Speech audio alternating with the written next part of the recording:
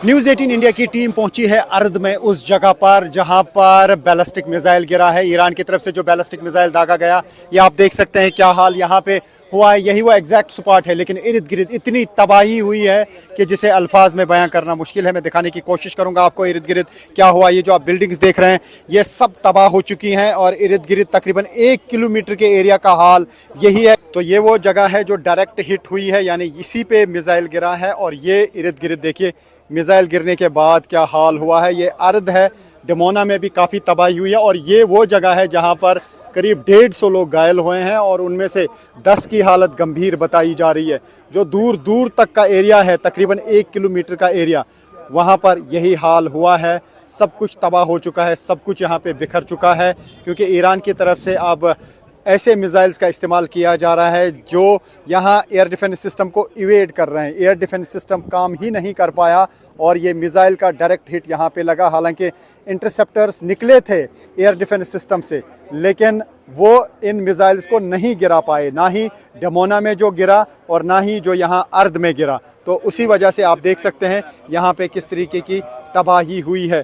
यहाँ पे अभी भी रेस्क्यू ऑपरेटर्स हैं और साथ ही ADF के लोग भी हैं। आप देख सकते हैं कि यहाँ पे स्नाइपर डॉग्स को भी लाया गया है कि हो सकता है कि कोई अभी भी मलबे के नीचे मत हो, इसीलिए स्नाइपर डॉग्स को लाया जा रहा है ताकि यहाँ पे पूरी तरह से सर्च ऑपरेशन किया जा सके। तो ये इस वक्त है हाल इसराइल के अर्द एरिया का। अर्द एरिया वो इलाका है जो डमोना के साथ में है, लेकिन ये पूरा इलाका जो है इसके इर्द गिर्द ही न्यूक्लियर साइट्स हैं। हो सकता है ईरान की तरफ से न्यूक्लियर साइट्स को ही निशाना बनाया गया हो, लेकिन वो मिसाइल किसी और जगह पे गिरे इसी एरिया में। तो उसका मतलब है कि पूरा थ्रेट अब इसराइल को लग रहा होगा और इसराइल के लिए अब चिंता ज़रूर बढ़ गई होगी। तो ईरान की तरफ से मिसाइल दागने का सिलसिला लगातार जारी है। जिस तरीके से इसराइली फोर्सेस और US फोर्सेस ईरान पे अटैक कर रहे हैं, अब लग रहा है उसी तरीके से, उसी अंदाज से ईरान भी अब हमले कर रहा है। अगर इसराइली फोर्सेस या US फोर्सेस एनर्जी सेक्टर को निशाना बनाते हैं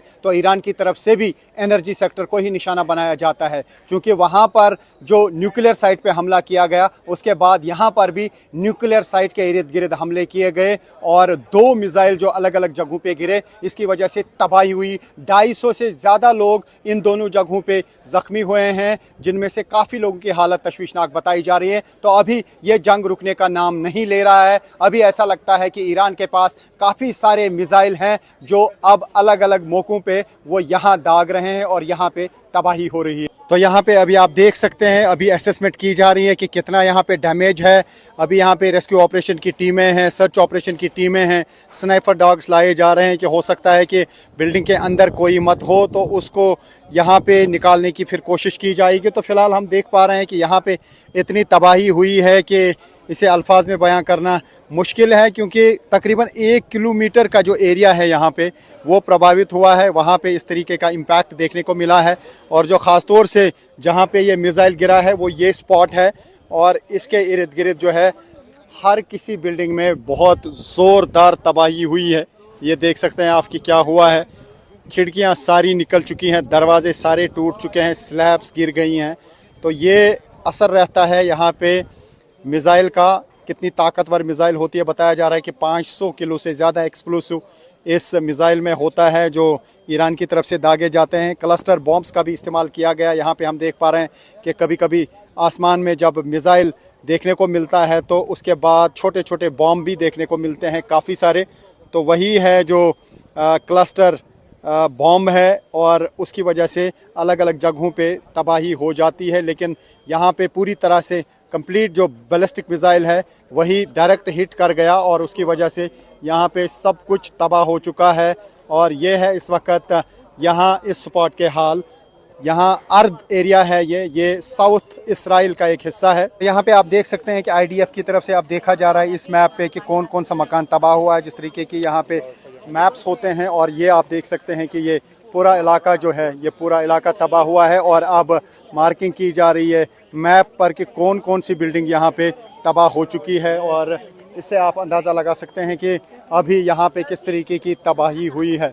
ये पूरा इलाका तबाह हुआ है, इस पूरे इलाके में तबाही हुई है। तो एक साइड से आपने देखा किस तरीके की तबाही अराद में हुई है और ये दूसरा साइड है उसी जगह का जहां पे बैलिस्टिक मिसाइल ने तबाही मचाई है। ये आप देख सकते हैं कि दूर दूर तक यहाँ पे तबाही हुई है, क्योंकि जब ये बैलिस्टिक मिसाइल गिरा तो जो कुछ भी इर्द गिर्द था वो चकनाचूर हुआ। इसी स्पॉट पे 150 से ज़्यादा लोग घायल हुए हैं। हालांकि ज़्यादातर लोग अंडरग्राउंड बंकर्स में थे, लेकिन जो भी लोग इर्द गिर्द थे या बंकरों में भी कुछ लोग थे, उनमें से कुछ बताए जा रहे हैं कि घायल हुए हैं। ये आप देख सकते हैं यहाँ पे क्या हाल है इस वक्त इसराइल के अरद एरिया का। तो ये अरद का एक और हिस्सा है और आप देख सकते हैं यहाँ पे भी बिल्डिंग्स का क्या हाल हुआ है। पूरी तरह से ये बिल्डिंग्स जो हैं तबाह हो चुकी हैं और यहाँ पे हम देख पा रहे हैं कि जो कुछ भी इर्द गिर्द था वो टूट चुका है, बिखर चुका है। आप देखिए कि कितना बड़ा एरिया है ये और हर तरफ से बिल्डिंग्स जो हैं वो तबाह हो चुकी है। और न्यूज़ 18 इंडिया की टीम है उस जगह पर, रियल ग्राउंड ज़ीरो पर, जहाँ पर ईरान के बैलिस्टिक मिसाइल ने तबाही मचाई है। तो ये विजुअल्स देख के आप अंदाज़ा लगा सकते हैं कि क्या हाल हुआ है यहाँ पे, क्योंकि यही वो स्पॉट है जहाँ पे ईरान की तरफ से दागा गया बैलिस्टिक मिसाइल लगा था। और यहाँ इन बिल्डिंग्स का हाल आप देख सकते हैं। जो भी यहाँ एरिया में बिल्डिंग्स थी वो तबाह हो गई हैं, क्योंकि जिस तरीके से इजरायली फोर्सेस और यूएस फोर्सेस लगातार ईरान पे हमले कर रहे हैं, अब ईरान की तरफ से भी पलटवार किया जा रहा है। इजरायली फोर्सेस की तरफ से एनर्जी सेक्टर पे ईरान पे हमला किया गया, ईरान ने रिटाइलेट किया और न सिर्फ इसराइल की रिफाइनरी को टारगेट बनाया बल्कि कुवैत, कतर, यूएई पे हमले किए। तो कहा जा सकता है कि जिस तरीके से इसराइली फोर्सेस और यूएस फोर्सेस ईरान पे हमले कर रहे हैं, अब उसी तरीके पे ईरान की तरफ से भी हमले किए जा रहे हैं। न्यूक्लियर साइट को ईरान में निशाना बनाया गया और ईरान की तरफ से उस इलाके में मिसाइल दागे गए जो न्यूक्लियर साइट के एरियाज़ हैं। ख़ासतौर से डिमोना और उसके इर्द गिर्द के एरियाज़ पे ही न्यूक्लियर साइट्स लगी हुई हैं और उन्हीं को शायद निशाना बनाने की कोशिश की गई और वही मिसाइल शायद इन एरियाज़ पे लगे। और अभी तक यहाँ पे 250 से ज़्यादा लोग ज़ख्मी हुए हैं और करीब 20 से 30 लोगों की हालत गंभीर बताई जा रही है। ये बता रहे हैं हमको कि यहाँ से निकल जाए, यहाँ खतरा है और क्योंकि ये बिल्डिंग्स कोलैप्स हो सकती हैं। तो अगर मैं यहाँ पे 360 पैन करूं, आपको मैं दिखाऊं कि क्या तबाही हुई है। जो भी आपको इर्द गिर्द ये बिल्डिंग्स दिख रही हैं, ये पूरा एरिया ही तबाह हो चुका है। ये देख सकते हैं आपकी किस तरीके की तबाही यहाँ पे हुई है और जहाँ से भी मैं यहाँ पे पैन करने की कोशिश करूँगा वहाँ पे इसी तरीके की तबाही देखने को मिल रही है। और ये वो एग्जैक्ट स्पॉट है जहाँ पे ये बैलिस्टिक मिसाइल गिरा था और ज़ोरदार धमाका हुआ। धमाके की शिद्दत इतनी थी कि इर्द गिर्द जो कुछ भी था वो चकनाचूर हुआ है। मैं इस वक्त इसराइल के अरद इलाके में हूं और ये जो आप इर्द गिर्द तबाही देख रहे हैं ये ईरान के बैलिस्टिक मिसाइल की वजह से हुई है। आप देख सकते हैं यहाँ पे गाड़ियों का क्या हाल हुआ है।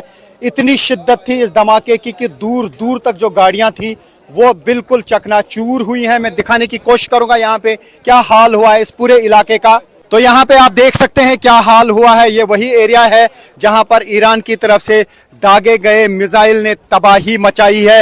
ये बसेस का हाल देखिए आप, यानी जो भी एरिया में चीज़ें होती हैं दूर दूर तक वो चकनाचूर हो जाती हैं, चाहे वो गाड़ियाँ हों, चाहे वो घर हों, चाहे वो बड़ी बड़ी इमारतें हों, शॉपिंग मॉल हों, वो तबाह हो जाते हैं और दूर दूर तक तबाह हो जाते हैं। पूरी लाइन में मैं दिखाने की कोशिश करूंगा आपको कि यहाँ पे गाड़ियों का क्या हाल हुआ है। तो उससे आप अंदाज़ा लगा सकते हैं कि यहाँ पे जब मिसाइल फटता है, मिसाइल गिरता है तो उसकी वजह से क्या तबाही हो जाती है, कितना पावरफुल होता है बैलिस्टिक मिसाइल। बड़ी बड़ी गाड़ियाँ जो हैं यहाँ पे चकनाचूर हुई हैं और इर्द गिर्द का एरिया में दिखाने की कोशिश करूँगा। ये देखें, जहाँ पर भी आप नज़र दौड़ाएंगे खिड़कियाँ, दरवाजे, घर का अंदर का सामान तक बाहर आया है। इतनी शिद्दत इन धमाकों की रही है। हालांकि ये थोड़ा सा दूरी पर है, यानी जहां असल में मिसाइल फटा है उसकी दूरी पर भी आप देखिए किस तरीके का असर रहता है। तो यहाँ पे लगातार बर्बादी हो रही है ईरान की तरफ से दागे गए मिसाइल्स की वजह से।